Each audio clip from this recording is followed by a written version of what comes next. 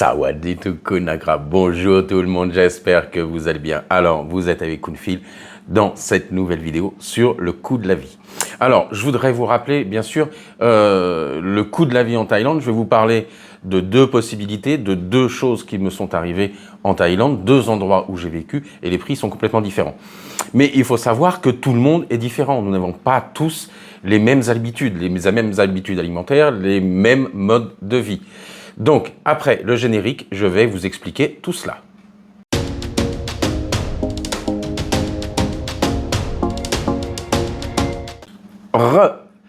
Alors, je vais vous parler des coûts de la vie et des choses qui, pour moi, sont incompressibles, sans lesquelles je ne peux pas vivre, et les choses qui sont, pour moi, obligatoires à compter dans votre budget. Alors, je vais commencer par le commencement, et je vais commencer en allant du plus cher à l'année au moins cher. Donc, le premier, le logement. Alors, pour le logement, tout le monde ne vit pas dans la même chose et tout le monde ne veut pas la même chose. Il y a des gens qui préfèrent vivre en condominium. Condominium, ce sont des appartements en copropriété dans des grands buildings avec piscine, salle de gym, etc., etc. Les prix sont différents selon le standing que vous choisissez. Vous pouvez choisir aussi de vivre en maison de ville comme moi je vis actuellement, ou bien dans une chambre aménagée, dans une chambre équipée, si vous ne restez pas quasiment jamais chez vous. Je vais vous parler donc des deux endroits. Alors, j'ai vécu, il faut savoir que j'ai vécu en province pendant un an, où j'ai enseigné dans la ville de Ban Na, qui est dans la province de Nakhon Nayok, pardon. Combien je payais là-bas? Alors, j'avais un très grand studio, c'était un bungalow de plein pied, avec cuisine, chambre, télé, aircon, absolument toutes les commodités. J'avais une petite piscine, il y avait même une petite piscine, je dirais un très grand jacuzzi, puisque c'était à jet d'eau, pour pouvoir nager à contre-courant, mais c'était franchement pas terrible. C'était bien pour se rafraîchir et d'aller se baigner. Combien je payais là-bas? Ce grand bungalow, il devait faire à peu près 30 mètres carrés de mémoire, 35 mètres carrés, 30-35 mètres carrés. Je payais 5000 bahts par mois. Je vous mets les prix en euros. Ici, 5000 bahts par mois. Qu'est-ce que ça incluait? Absolument tout. Eau, électricité, Wi-Fi. Je n'avais plus rien à payer à côté. 5000 bahts par mois, ça, c'est en province, dans les provinces du Nord et autres de la Thaïlande. Aujourd'hui, je vis en maison de ville, comme je vous l'ai dit. Je vous montre les images en même temps. J'ai bien sûr la piscine, j'ai des appareils de gym, mais j'ai pas de salle de gymnastique, de gym, j'en ai pas. Combien je paye? Je paye 9000 bahts par mois ici pour cette maison. C'est pas cher, je suis à Bangkok. Enfin, je suis à Samut Prakan. Si je fais 200 mètres en sortant de chez moi, je suis à Bangkok.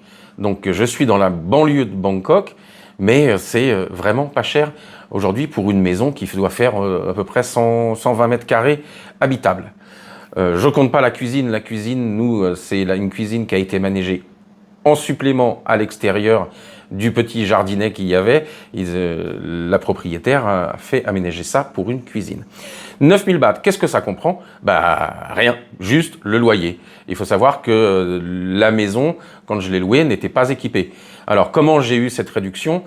Toutes les maisons aux alentours, dans la même moubane et dans les moubanes qui étaient à côté, tous les loyers étaient aux alentours de 10 à 12 000 bahts par mois, s'ils étaient équipés ou non. Et dans cette moubane, la résidence pavillonnaire que j'habite, il faut savoir qu'il y avait un pavillon qui était alloué à 9000 bahts. Donc j'ai demandé à la propriétaire de s'aligner. Comme c'était la première personne avec qui je contactais, on avait appelé l'autre propriétaire, il ne pouvait pas venir pour nous montrer la maison. Donc elle est venue tout de suite, elle nous a montré, on a discuté le prix, et voilà, on est tombé d'accord sur 9000 bahts par mois. Toutes les charges de la copropriété incluses. Le jardinier, les maîtres, les maids, les balayeurs, les agents de sécurité et tout est compris. Il y a juste à payer l'eau, l'électricité, le Wi-Fi, toutes les charges autres annexes. Voilà pour ce qui est du logement.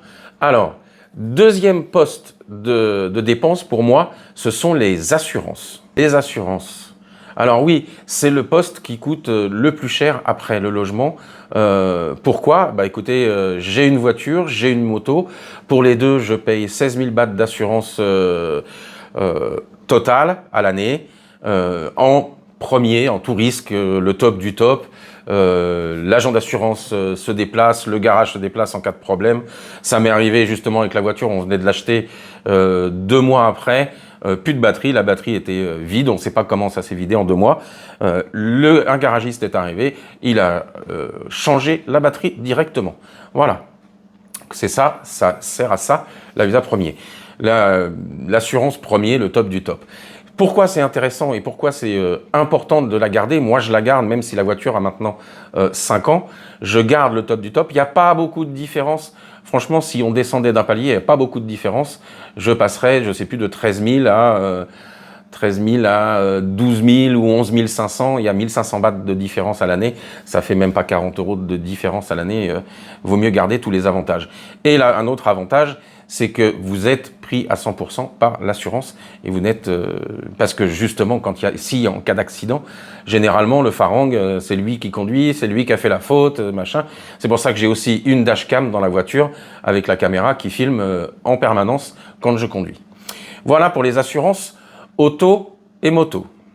Assurance maison, je ne paye pas d'assurance maison, c'est ma propriétaire qui paye une assurance maison complète pour son pavillon. Voilà.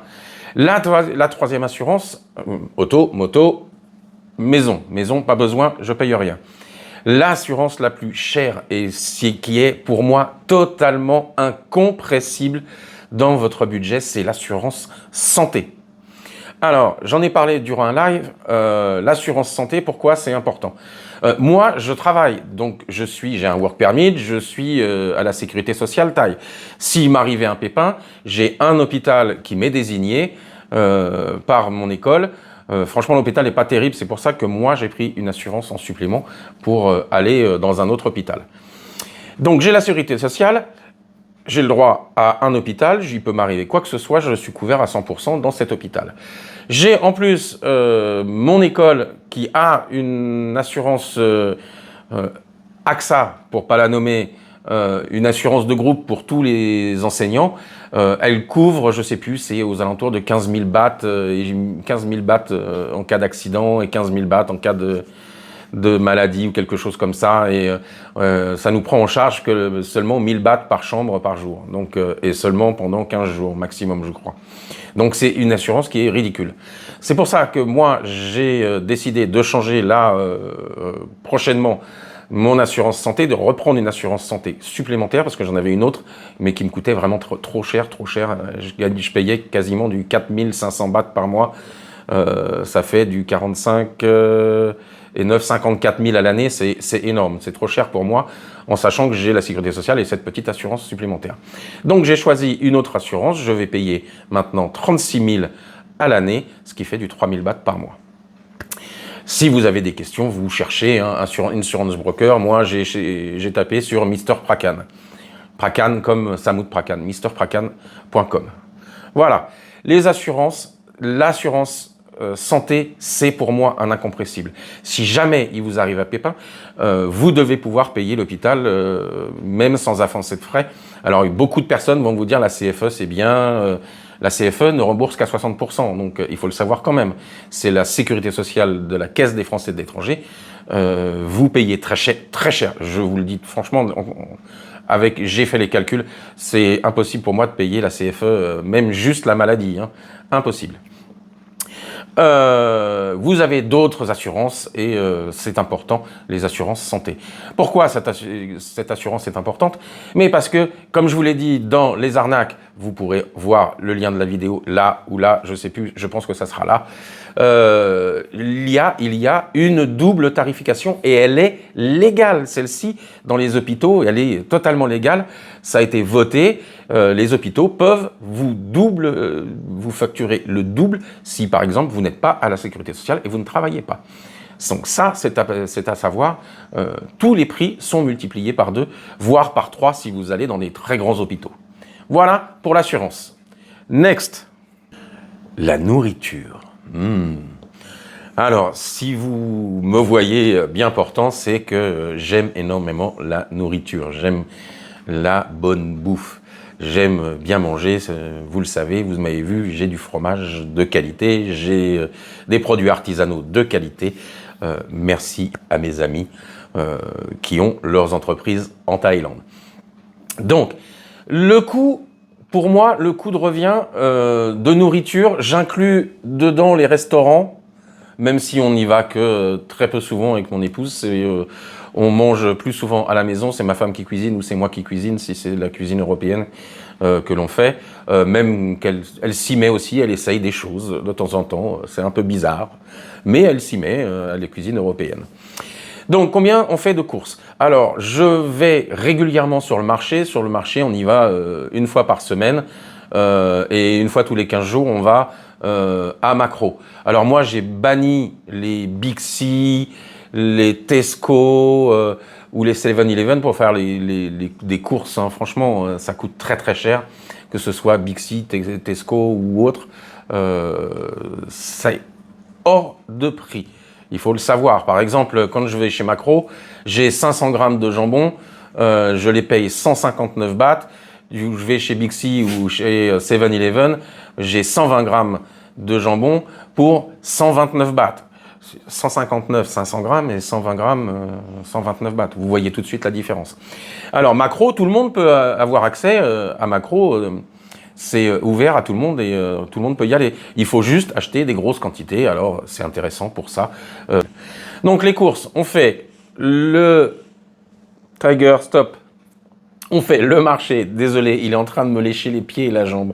Le marché toutes les semaines, Makro tous les 15 jours, plus toutes les petites courses que l'on fait tout au long de la semaine, tout ce qu'on achète. Par exemple, ma femme régulièrement achète des plats tout préparés, que ce soit un khao man gai ou que ce soit ou autre, pour manger le soir. Elle n'a pas le temps de cuisiner, elle veut pas cuisiner, à part si elle veut se faire un somtam ou autre. Voilà, c'est si elle veut se le faire elle-même, si elle a le temps et qu'elle rentre tôt, ce qui n'est pas souvent le cas.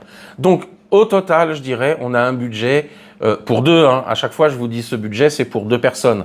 Plus le chien, j'inclus le chien. Si j'inclus le chien, on met 15 000 bahts tous les mois en nourriture. Et il faut savoir que j'achète des produits de luxe. Hein. Je ne mange quasiment pas de street food pour une raison très simple, c'est que j'ai été malade et maintenant je fais des allergies avec les glutamates, les GMS, la petite poudre blanche qu'ils ajoutent pour donner plus de goût. Donc 15 000 bahts. Si je rajoute le chien, je vais dire que ça nous coûte 2 000 bahts par mois, 1 500, 2 000 bahts par mois pour lui. Les canums, les petits gâteaux, et les croquettes, etc., etc. 17 000 bahts par mois pour deux. Voilà. Qu'est-ce que je dépensais quand j'étais à Nakhon Nayok? Eh ben, je dépensais moins que ça. Je dépensais 5 000 bahts par mois en moyenne parce que je n'allais qu'au marché. Le premier Tesco, c'était un mini Tesco, donc j'allais juste m'y acheter les indispensables, mes clopes, une bière, deux bières, voilà, ça s'arrêtait là. J'allais faire que ça, je n'allais qu'au marché. Et au marché, il faut savoir qu'en province, c'est beaucoup moins cher qu'à Bangkok. Voilà. Allez, le point numéro 3.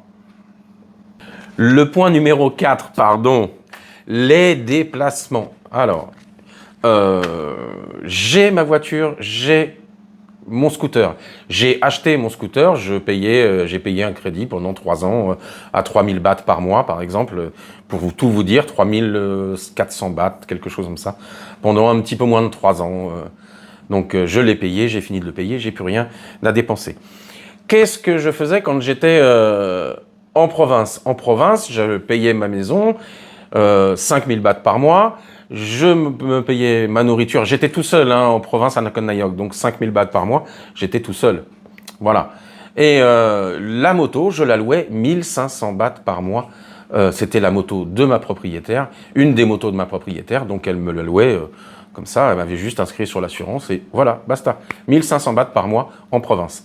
Alors j'ai vérifié sur les sites pour louer à Bangkok, louer à Pattaya, louer un petit peu plus, un petit peu partout, Wahin et autres. En moyenne, la location d'un scooter mensuel dans les grandes villes, c'est 3 000 bahts par mois. Vous pouvez trouver moins cher en province, où que vous alliez, que ce soit en Nissan, à Chiang Mai, Shanghai, vous pouvez certainement trouver moins cher que ça. Mais en moyenne, c'est 3000 bahts par mois. Voilà pour la location de scooter. La voiture, la moto, ça consomme de l'essence. Quel est notre budget essence? Quel est notre budget de fonctionnement pour ça? Eh ben, la voiture, on la prend en fin de compte très peu. Moi, j'utilise mon scooter pour aller au travail et pour revenir. J'habite 2 km de mon travail. Je vais pas prendre la voiture, je vais prendre que la moto. C'est plus facile dans le trafic. Et le trafic, le matin, il y en a énormément, et même le soir. Ici, même si je suis dans la banlieue de Bangkok, il y a énormément de trafic et de bouchons. Un jour, j'essaierai de vous filmer sur la moto quand j'emmène déposer ma femme. Donc, on dépense en moyenne 1200 maintenant, parce qu'avant, on payait beaucoup moins cher l'essence. Je vous montre en même temps combien ça coûte. On payait moins de 1000 bahts le plein d'essence, et on paye maintenant plus de 1300 bahts le plein d'essence pour la voiture.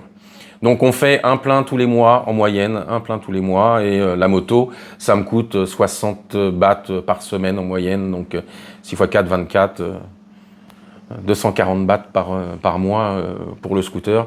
Je fais très peu de route. Voilà pour les transports pour ma part. Il faut savoir que ma femme, même si je la dépose au Songteo, Songteo c'est le bus à 2 banquettes arrière, c'est un pick-up avec 2 banquettes à l'arrière.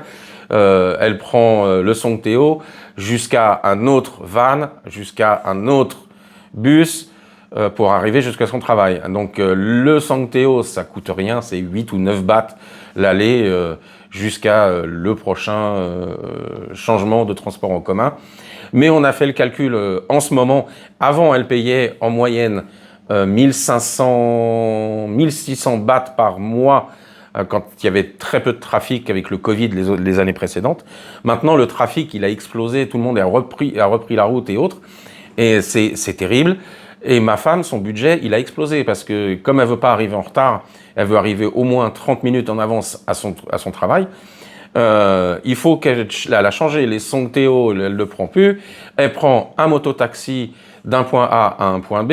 Après, elle prend un van qui la dépose pas loin de son boulot, mais il faudra encore prendre une mototaxi. Donc elle m'a dit, ça me coûte à peu près, aller-retour, 150 bahts par jour. 150 bahts, vous multipliez par 20 jours, ça vous fait 3000 bahts par mois. Je vous mets la conversion en euros, 3000 bahts par mois là-dedans, le transport. Donc 3000 bahts pour mon épouse, 1200, 1300 bahts d'essence, ça fait 4003, plus les 250, ça fait 4500 bahts par mois en frais de transport. Voilà. Allez, les frais annexes, le point numéro 5. Donc, quels sont les frais annexes? Eh bien, comme je vous ai dit, la maison, je paye juste le loyer. J'ai donc l'eau, l'électricité, le Wi-Fi et Internet à payer. Donc, Internet, le Wi-Fi. Combien je paye d'eau? L'eau, c'est ridicule. On doit payer 90 bahts, ce qui fait 1 euro, 2 euros, quelque chose, 2,20 € d'eau par mois. C'est totalement ridicule. Donc ça, 70 bahts, 90 bahts, ça dépend des mois. C'est totalement hors de propos. Ça ne coûte rien du tout. Ce qui coûte cher, par contre, l'électricité.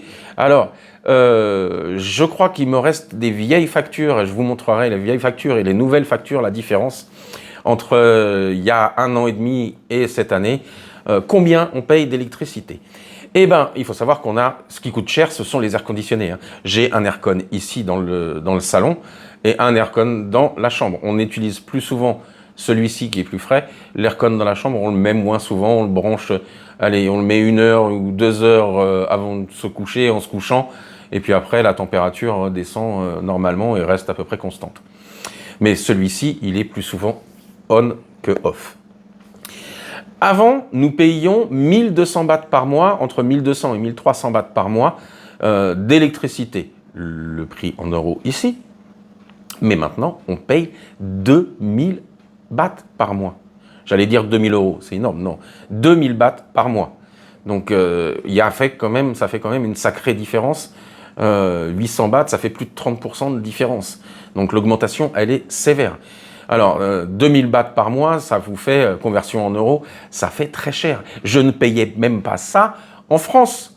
Quand je vivais en France, quand je louais, j'avais un pavillon à côté d'Épernay, je payais, ma mémoire est bonne, 70 € tous les 2 mois EDF, avec l'abonnement inclus. 70 € tous les 2 mois. Ici, en 2 mois, j'ai fait boum, plus, beaucoup plus. Voilà. La troisième dépense courante, c'est Internet et le Wi-Fi à la maison et la télé. J'ai la télé, j'ai un grand écran. Comme ça, je peux voir du sport à la télé. J'aime regarder le volley, le foot un peu moins, mais ça m'arrive de temps en temps de regarder des extraits ou des résumés. Combien ça me coûte? Alors, il faut savoir que c'est la 5G, on a l'opérateur, j'ai pris True à la maison et j'ai AIS pour mon téléphone, mais de toute façon, ça se vaut, toutes les compagnies se valent, elles ont à peu près les mêmes prix, il n'y a pas beaucoup de choses de différence. Ce qui change, ce sont les chaînes. Par exemple, True a plus de chaînes intéressantes pour moi, j'aime le cinéma et j'aime regarder beaucoup de films, donc avec Netflix et autres, voilà. Tiens, j'avais pas pensé à Netflix.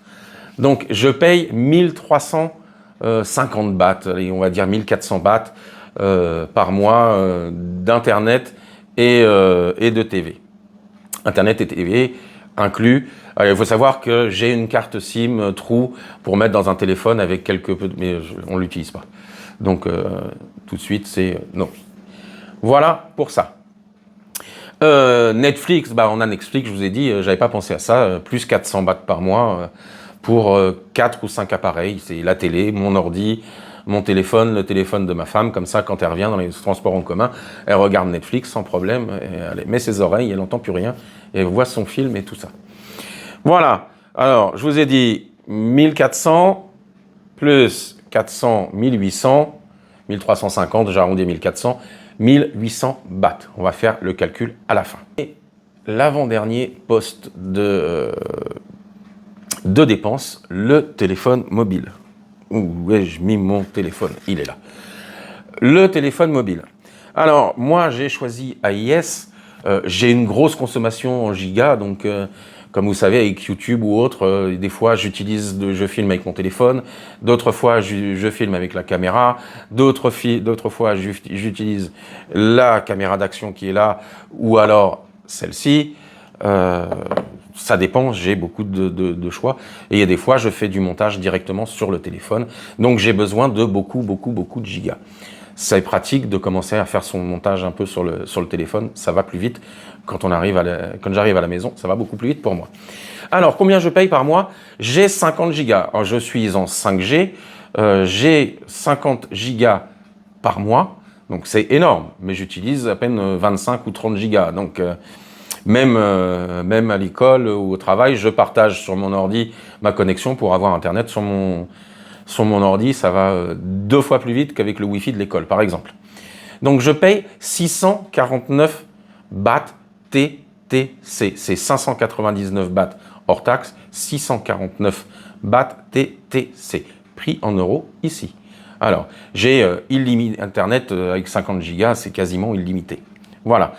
Qu'est-ce que j'avais quand j'étais en province? Alors, en province, j'avais pas pris un gros forfait ou autre. J'avais juste pris la carte AIS, et tous les mois, je mettais 200 bahts tous les mois pour avoir Internet en illimité, mais par contre à 4 mégabits seconde. Donc, la vitesse n'était pas au rendez-vous, mais j'avais toujours Internet. Et illimité. 250 bahts par mois, c'est, je sais pas, ça fait moins de 8 €. Je vous mets le prix exact ici. Le dernier poste de dépenses, ce sont les loisirs. Alors, les loisirs, moi, j'ai pas beaucoup de loisirs. Je travaille énormément puisque le week-end, j'essaye de filmer, de faire des vidéos. Je vais faire un petit peu de sport quand même le week-end. J'ai pas trop le temps la semaine. Et franchement, je suis assez crevé quand je rentre la semaine. Donc, pas trop le temps. Donc nos loisirs le week-end, un peu de sport, on va jouer au badminton de temps en temps avec mon épouse qui aime jouer au badminton, donc on va se faire des parties de badminton. Sinon, les autres loisirs, on n'en a pas, c'est quand on part en week-end. En général, on part en week-end à peu près une fois par mois. Donc, combien ça nous coûte une fois par mois? Ça dépend. Donc, on utilise la voiture, mais le plein d'essence est déjà compté. Donc, on va payer les péages. Allez, si on utilise 200 bahts de péage, c'est déjà énorme. Quand on va à Pattaya, c'est par exemple Pattaya ou Jomtien ou Bangsar, c'est le plus cher, c'est cette autoroute qui va jusqu'à Pattaya et qui peut après descendre. Après, elle est gratuite pour aller jusqu'à Trat, Koh Chang ou autre. Après, c'est gratuit, mais très cher pour aller jusqu'à Pattaya. L'autoroute est aussi payante pour aller, quand je vais chez mes beaux-parents par exemple, je paye l'autoroute, les autoroutes surélevées pour aller plus vite, éviter les bouchons en dessous. Là, ça me coûte un petit peu d'argent. Mais 200, 300 bahts par mois maximum. Vraiment maximum. Ma femme fait le rempli, on a un petit truc qu'on peut mettre sur la vitre et péage automatique payé, on ne fait pas la queue. Quelles sont les autres dépenses? Eh ben, ce sont les hôtels et les restaurants, mais les restaurants, je les ai déjà inclus dans la nourriture. Donc, il reste les hôtels. Allez, si on fait 2 nuits ou 3 nuits, ça nous coûte 1500, 2000, 3000, 2000 bahts en moyenne, je dirais 2000 bahts par nuitée. Donc, ce qui fait généralement, on fait généralement 2 nuitées par mois. Ça nous fait 4000 bahts pour tous les deux. Et tout ce qui reste, c'est pour les dépenses courantes. Voilà. On fait, allez, 4300 bahts par mois de dépenses loisirs. Puisque les autres loisirs, le badminton, allez, on paye, je sais plus, c'est 100 bahts la séance. 100 bahts de l'heure, ça fait 3 euros, même pas 3 euros de l'heure. Donc, c'est ridicule, 100 bahts. On y va une fois tous les 2 mois ou une fois tous les 3 mois, ça dépend. C'est quand ma femme a envie. Et si elle n'est pas blessée, si elle n'a pas mal au dos, ou si c'est moi qui n'ai pas mal au dos, ou c'est elle qui a pas mal au bras, ou quelque chose. Voilà. Donc, maintenant, le temps de la conclusion, on vous dit ça, je fais le calcul, combien ça nous coûte pour 2 personnes, ici. Alors, la conclusion, je vais mettre ici, Bangkok, combien ça nous coûte maintenant, combien ça me coûtait avant, de ce côté-là, à Nakhon Nayok. Donc, j'ai fait mes petits calculs, j'arrive, avec tout ce que je vous ai dit, à 41 000 bahts par mois de frais à Bangkok, 41 000 bahts. J'ai oublié quelque chose, c'est le crédit auto. Le crédit auto, ma femme paye 8 000 et quelques bahts, donc 41 plus 8 000 et quelque chose. Allez, je vais arrondir, ça nous fait un budget de 50 000 bahts. J'ai inclus en même temps son forfait téléphonique que j'avais pas compté, qui est un petit peu moins cher que le mien, mais je crois qu'il est à 499, ça fait 540, quelque chose comme ça. Donc je l'ai inclus aussi, je l'ai rajouté dans le prix. Donc ça fait 50 000 bahts à 2. Il faut savoir qu'à 2, si je divisais par 2, 25 000. Et j'ai fait le petit calcul aussi à Nakhon Nayok. Alors j'ai rectifié le budget bouffe à Nakhon Nayok. J'avais dit 5 000, c'était plus aux alentours de 7 000 et autres. Le budget loisir, on avait exactement le même budget loisir, les hôtels ou autres bougeaient. Donc c'était le même 4 000 bahts. Donc j'ai fait le calcul, 21 500 quand j'habitais à Nakhon Nayok avec juste mon salaire. À cette époque-là, ma femme ne vivait pas avec moi, donc je ne comptais pas, je séparais pas les choses. C'est moi qui payais, point barre. C'était pour moi, c'était mon loyer, mon truc et autres. Elle venait que le week-end et elle mangeait avec moi que le week-end. Donc voilà. Donc 49 000 et des broutilles, 50 000 à 2. Il faut savoir qu'on a 2 salaires, donc 2 salaires, c'est correct. Je vous ai pas parlé des taxes, hein. Attention, on paye tous les deux des impôts. Ça, je vous en ai pas parlé, mais je peux vous montrer le barème. C'est un barème, et je sais plus, l'année dernière, j'ai payé aux alentours de 8 000 bahts. Je vais payer plus cette année. 8 000 bahts qu'il faut inclure à l'année. Donc ça ferait 800 bahts de plus, allez, 51 000 bahts budget à 2.